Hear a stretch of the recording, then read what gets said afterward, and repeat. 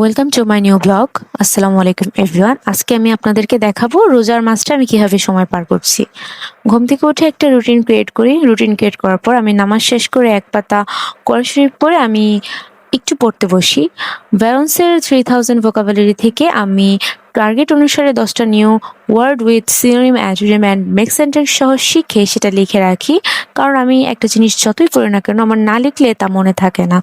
তারপর আমি ঘুমিয়ে পড়ি। ঘুম থেকে ওঠার পর আমি টিউশনিতে যাই। টিউশনি থেকে এসে আমি নামাজ পড়ি। নামাজ পড়ে আমি আমার ওয়ার্ক প্লেসে চলে যাই। ওয়ার্ক প্লেসের আমার একটা টার্গেট ছিল এই 8 ঘন্টা আমি কাজে লাগাবো। 8 ঘন্টাকে কাজে লাগানোর জন্য আমি আমার একাডেমিক পড়া ফাতেমায়ে খেলাফতটা কমপ্লিট করি এবং সাথে আমি আসরের নামাজ, মাগরিবের নামাজ পড়ে নেই এবং বাসায় আসি। বাসায় আসার পর আমি রাতের খাবার রান্না করি। আজকে রাতের খাবারে রান্না করেছিলাম বেগুন ভাজি, ডাল ভুনা এবং কই মাছ ভুনা। শেষ করে আমি ঘুমানোর জন্য প্রিপারেশন নিই এবং এভাবেই আমি আমার রমজানের প্রত্যেকটা দিন কাটাচ্ছি।